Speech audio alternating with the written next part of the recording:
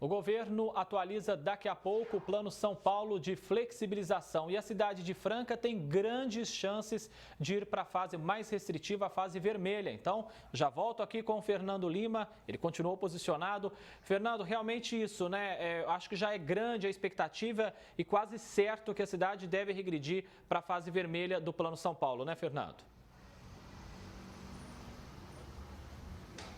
Isso mesmo, André, os números apontam isso, né? Você destacou aí na escalada do jornal que Franca, infelizmente, possui hoje a maior taxa de transmissão do estado de São Paulo. É um cenário completamente diferente de alguns meses, André, quando Franca tinha, na verdade, a menor taxa de transmissão. Para a gente ter uma ideia, hoje essa taxa ela é de 2,57. Na prática, André, isso significa o seguinte: de cada 100 pessoas infectadas pela Covid-19 aqui em Franca, elas podem transmitir o vírus para 257. Isso joga contra a cidade em relação à classificação do governo do estado.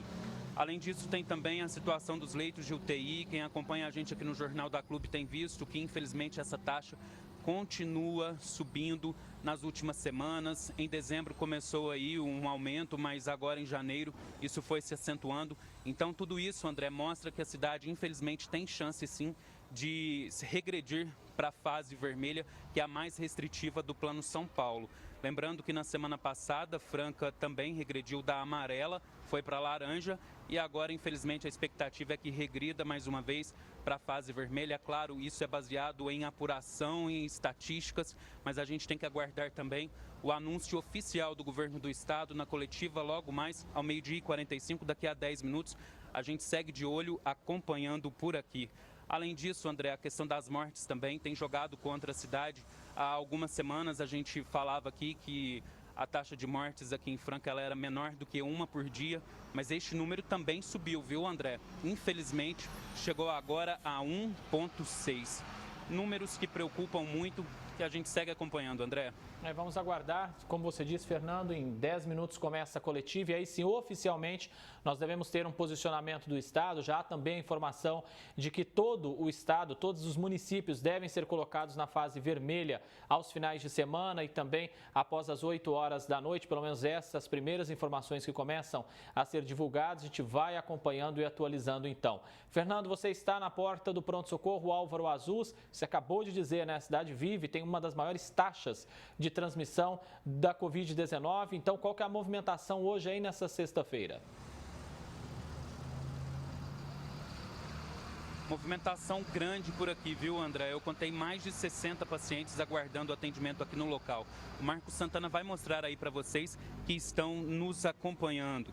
Esse número, André, ele é menor do que nas últimas semanas, né? Quando os locais não eram separados. Vocês devem se lembrar, nós mostramos aqui no Jornal da Clube que agora essa recepção, essa ala, na verdade, ela é exclusiva para os casos respiratórios, que são aqueles casos suspeitos de contaminação pela Covid-19.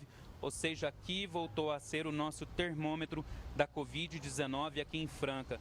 Os casos clínicos, que são aqueles que não são suspeitos da Covid, eles agora são atendidos em uma ala separada que fica no estacionamento lateral aqui do Álvaro Azuz mesmo, para quem vem aqui pela Avenida Chico Júlio.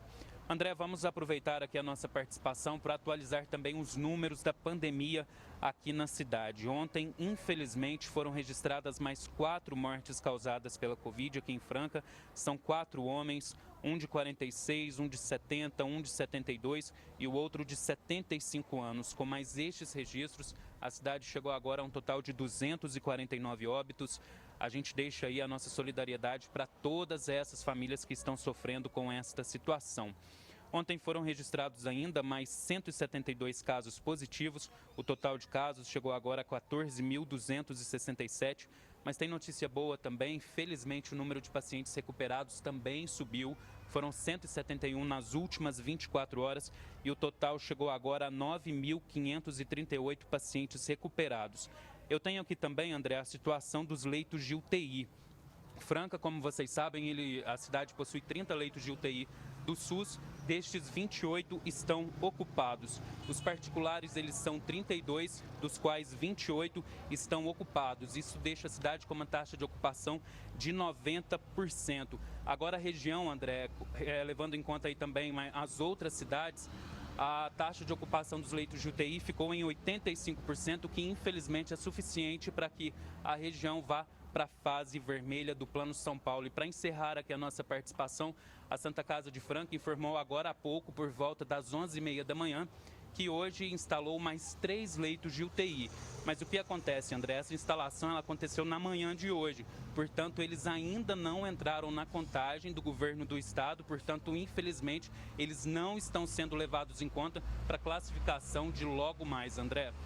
Fernando, ocupação de leitos de UTI, a disponibilidade desses leitos, realmente um baita de um problema para Franca, né? Para quem tem casa entender, são 30 leitos. Então, sempre que você fala, agora tem 28, é porque 2, infelizmente, morreram, né? Então, você começa a perceber que as pessoas vão morrendo e aí você libera alguns leitos, quando, na verdade, o governo deveria aumentar esse número de leitos, né? Para você ter uma ideia, nos últimos dias, mais de 30 pessoas aí da cidade de Franca tiveram que ser transferidas para outros hospitais porque não tem vaga. Então, o governo do estado precisa não só cobrar, não é, que os municípios cumpram o plano, mas também fazer o dever dele de abrir mais leitos nesses locais, né? Obrigado pelas suas informações, Fernando.